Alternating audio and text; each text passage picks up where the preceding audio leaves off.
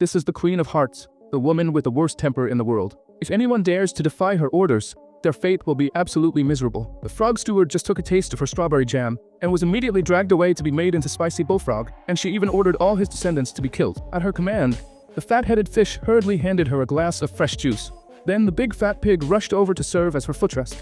But every time the Queen of Hearts gets angry, her head grows a little bigger, so when she took the throne, her head was so huge that she could never fit the crown on, and it ended up splitting the crown apart. This scene made all her subjects smirk with ridicule. The awkwardness and anger made the Queen of Hearts completely lose it.